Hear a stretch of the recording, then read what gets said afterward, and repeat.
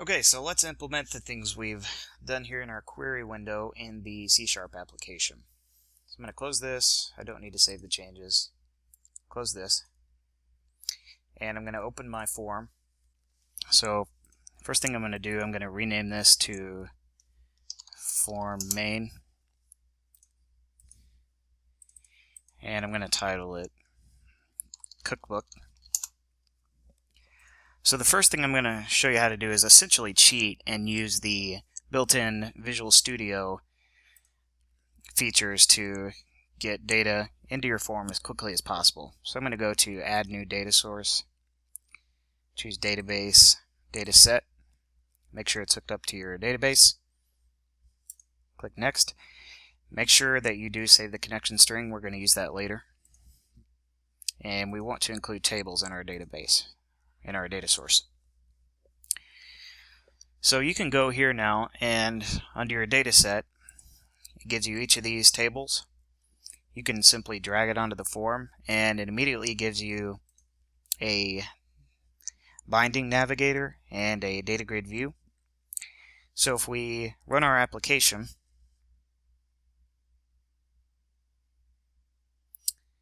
we can navigate through the data. We could add new rows, we could delete rows, and we could save changes.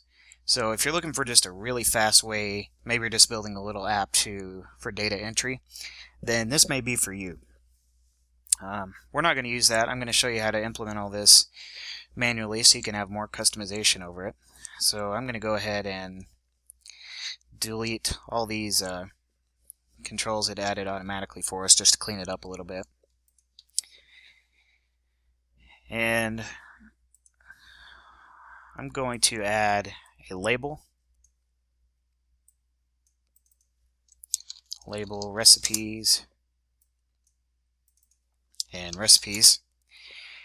And then I'm going to add a list box and I'll call that list recipes. Okay, so let's go into our code. And I'm going to delete the stuff it gave us automatically. And now we have a clean slate to work with. Let's run our form, make sure it runs. First thing I'm going to do, I'm going to go up here to Project and add a reference to system.configuration.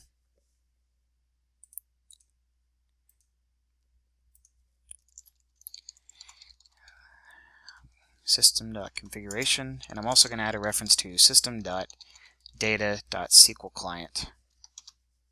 We're working with a SQL Server database over here, so we're going to need SQL classes and SQL objects to connect to it and get our data.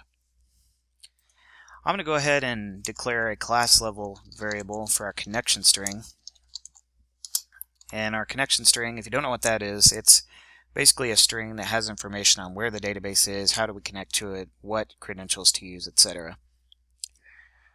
And if you remember when we were going through that wizard to add our data source, it saved our connection string and it saved it in our app.config file.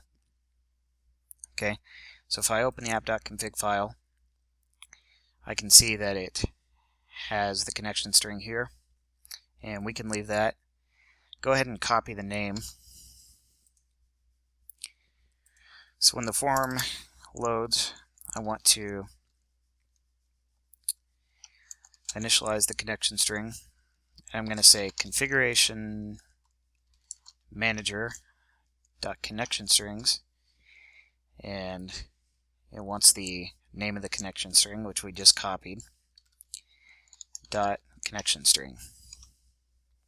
Okay, so now we can use that throughout our application. And I'm also going to rename this to form main.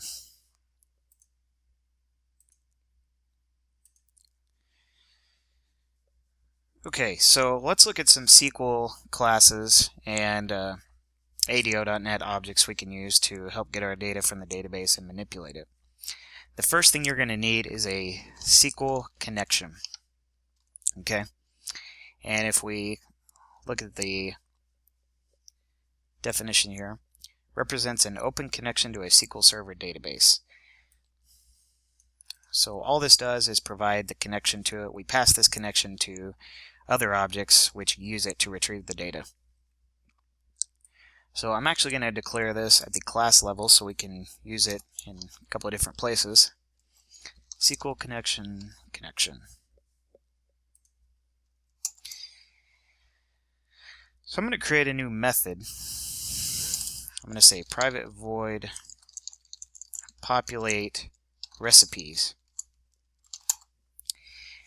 And I want to initialize the connection. And you can see one of the overloads takes in the connection string, which we have. And really the only thing you're going to do with the connection is open it and close it. So if we go to connection.open, SQL queries require an open connection before they can pull back data and close. Now, SqlConnection implements iDisposable. So we can actually use a using statement, and actually we can just copy this, and you can use a using statement with an object that implements iDisposable, and it will automatically close the object for you.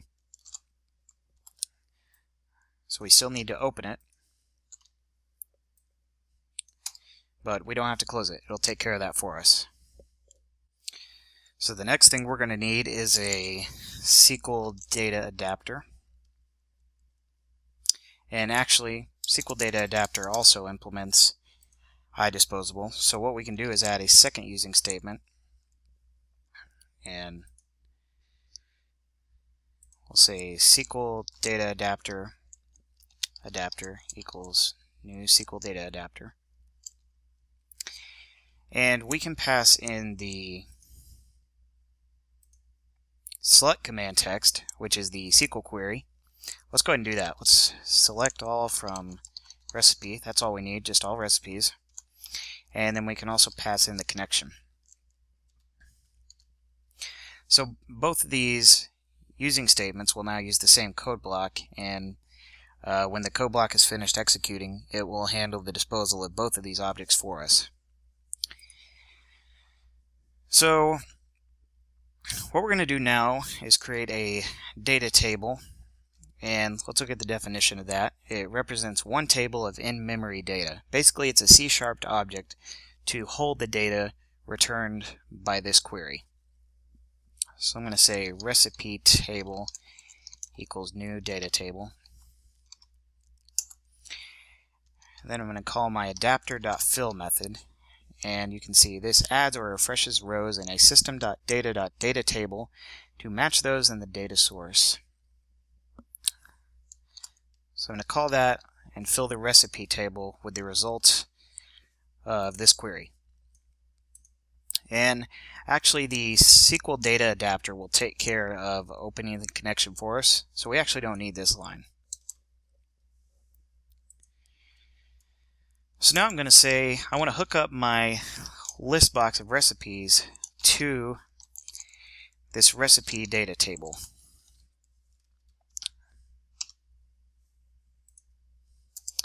And I'm also going to set some properties. I want to set the display member to name, so it's going to display the value of the name, like salad. And then I want the value member, which is how we would reference this recipe, to be the ID column. So I actually paused the video and at a certain point to redo some things, and I added this call in my form load method to the method we created. So I'm going to save this, run the application, and you can see that we get our two recipes here. Just to make sure things are working properly, I'm going to double click my list box, and I'm going to say when the selected item has changed, messagebox.show listRecipes.selectedValue. And remember, the value that the column being used as the value is the ID column, so we should get back, for example, if we select salad, we should get back a value of 1 because that's its ID. You can see it gives us a value of 1 here. That's because when the form first loads, this is selected. So if I select this now, I'll get a value of 2 and a value of 1. So that's referring to their ID column values.